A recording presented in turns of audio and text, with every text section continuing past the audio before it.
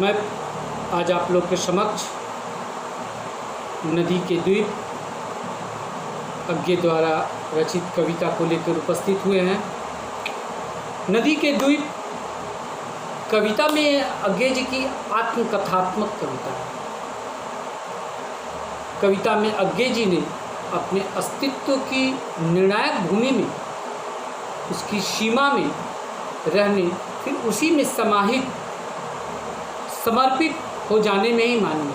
कविता में अपने अस्तित्व एवं रूपाकार में आने का परिचय देते हुए द्वीप जैसे स्वयं कहते हैं। कविता परंपरागत दार्शनिक एवं अस्तित्ववादी आधुनिक जीवन दर्शन के धरातल पर रची गई है।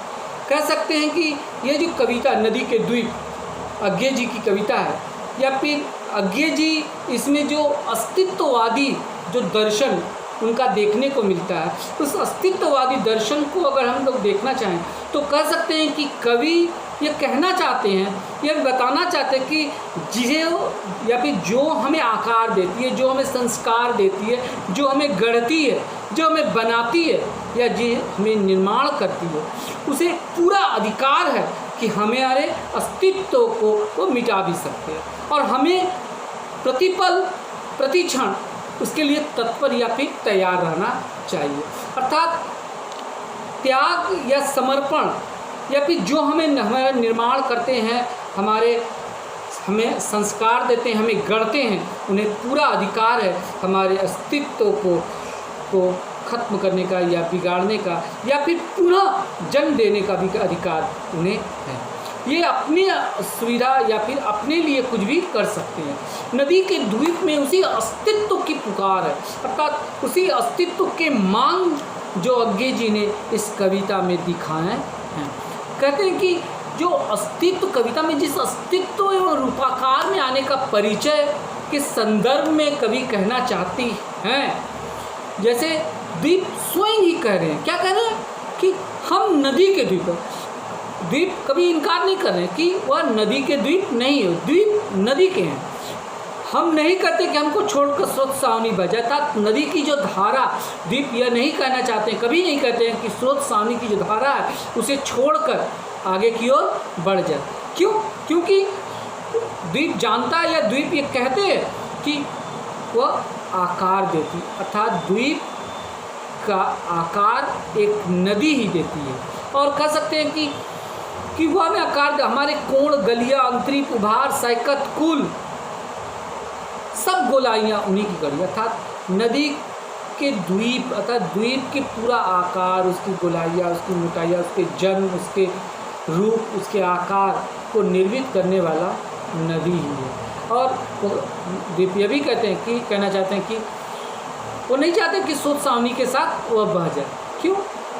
आगे कहते हैं कि माँ है वो, अर्थात द्वीप की माँ नदी है। क्यों? क्योंकि नदी उसे जन्म देती है एक द्वीप को।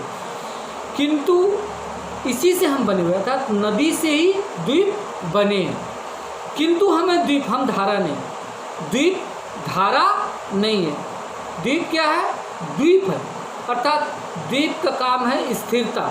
अगर वह स्थिरता वह त्याग देता है या छोड़ देता है तो वह धारा कभी बन नहीं सकता। धारा के साथ वह बहकर रेत हो जाएगा और क्या करेगा? जल को गंदा ही कर सकता है। कहते हैं कि द्वीप, अर्थात द्वीप का स्थिरता ही उसका प्राण तत्व है। द्वीप की स्थिरता ही उसका प्राण तत्व है। अर्थात भाव के रूप में अगर हम कह सकते हैं कि नदी के अंतराल से जन्म लेने वाली द्वीप की सुरक्षा, उसकी वही स्थिरताएं बहाव में नहीं है। अपनी भूमि से उखड़कर बहकर द्वीप के समान कोई भी अपने अस्तित्व को बनाए रखना या बनाए नहीं रख सकता। यदि हम मनुष्य समाज की ओर इंगित करते हैं तो अगर एक मनुष्य या एक मानव अपनी सभ्यता, अपनी संस्कृति, अपनी जड़ों से उखड़कर अपने अस्तित्व की रक्षा कदापि नहीं कर सकता है। अपने अस्तित्व की रक्षा करने के लिए उसे उसी संस्कृति, उसी समाज में टिक कर रहना होगा।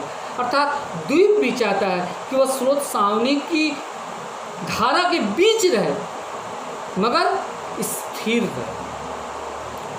अर्थात आगे कहते हैं कि माँ है वह इसमें हमें बने, किंतु हम बहते नहीं हैं, क्योंकि बहता रेन होना, हम बहेंगे तो वो रहेंगे नहीं, पैर उखड़ेंगे, पल्लावन होगा, ढहेंगे, सहेंगे, बढ़ जाएंगे, और फिर पूर्ण होकर भी कभी क्या धारा बन सकते हैं।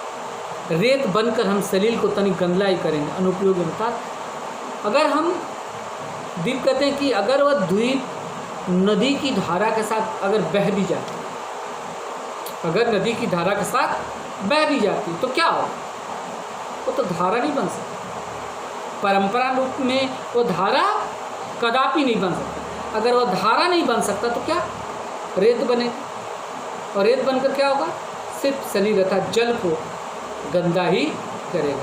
अर्थात अगर हम ध्यान दें तो कह सकते हैं कि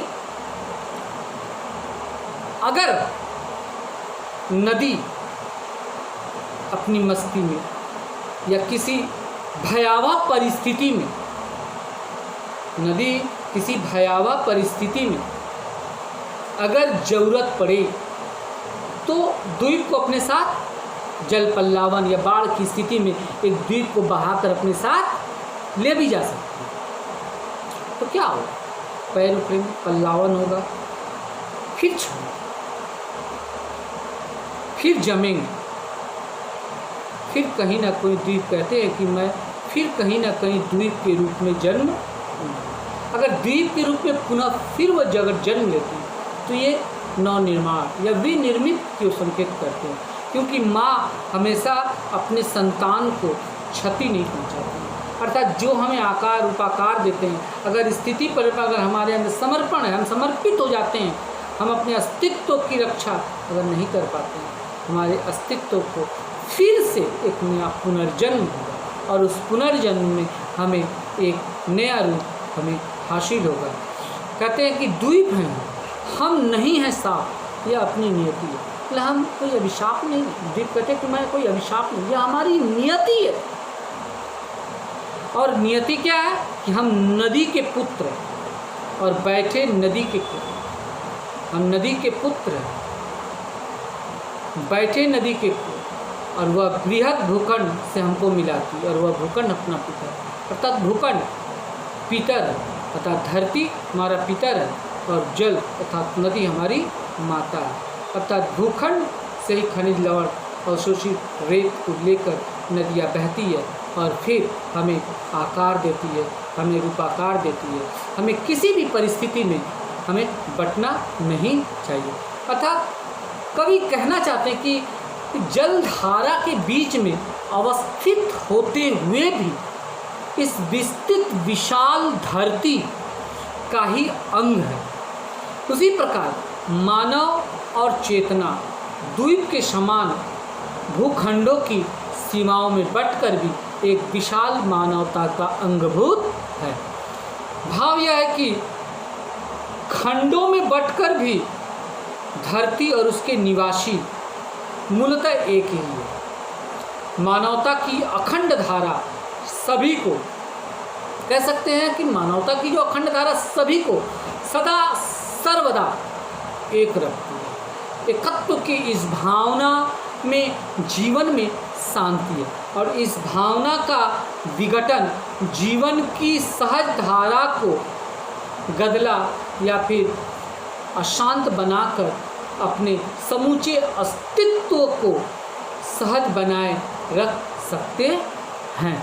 यह कवि का प्रकृति के प्रति सूक्ष्म दृष्टिकोण या कहते सूक्ष्म निरीक्षण और उसके साथ तादात्म्य स्थापित करने की जो भावना है वह स्पष्ट रूप से हमारे सामने उभर कर आया है। धन्यवाद।